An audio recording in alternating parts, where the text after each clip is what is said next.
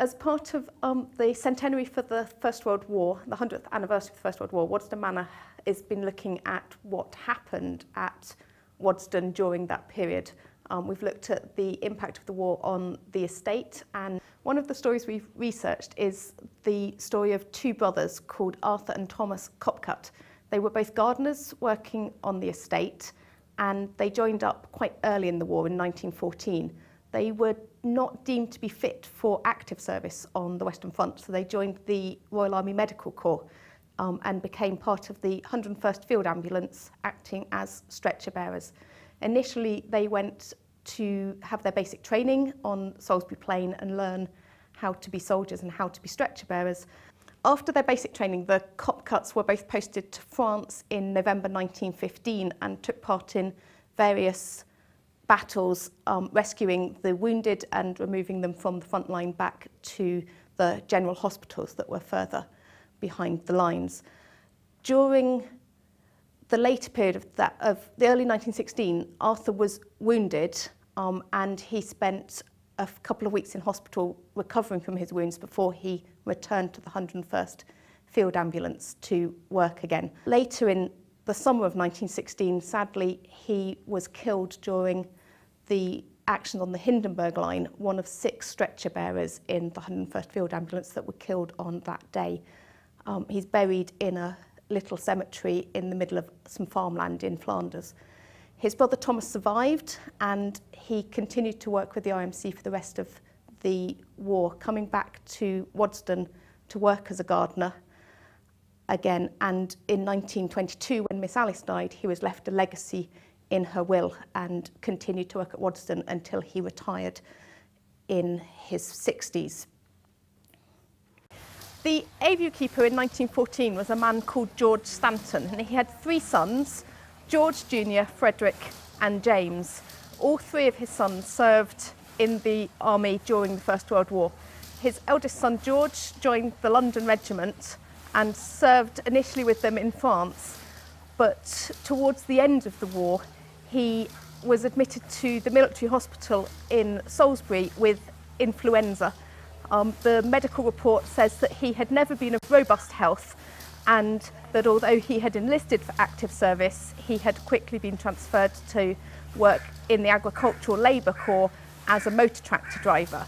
So he'd mostly served in England, driving tractors and helping with the harvest on the farms in the south of England to cover men who were fighting on the Western Front.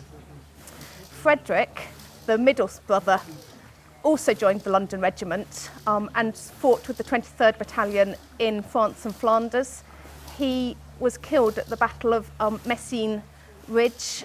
It was one of the large battles using mines. The British Army had dug under the German troops and planted mines, and they were trying to take the German trenches, and at some point during that day Frederick was killed. He was one of 147 men from his division that were killed on that day. His grave isn't known, and his name is recorded on the Menin Gate along with thousands of other men fighting in that bit of Belgium and France. And the youngest brother, James, was only 16 at the outbreak of war, so he initially stayed at home and was working in the village.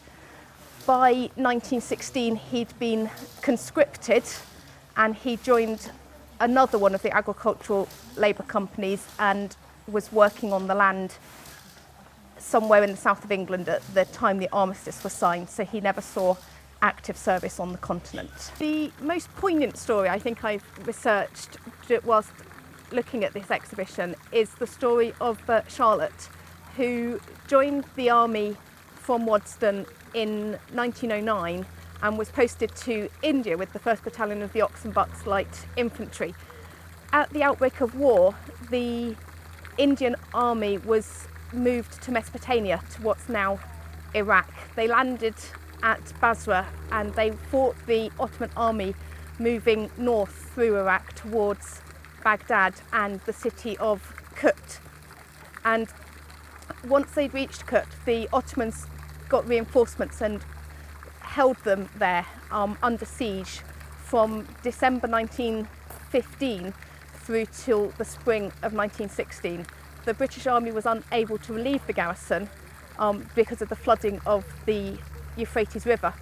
And in April 1916, when Townsend, who was the commanding officer, surrendered the garrison and the town to the Ottoman army, over half of his garrison had died from injuries or from ill health due to lack of water and food.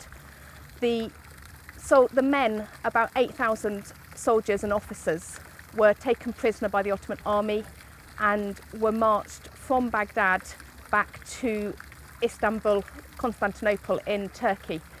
But Kopkut was one of those men, and after about 130 days of marching, he died at Tarsus, probably as a result of exhaustion and starvation due to the conditions of the prisoners of war and the march.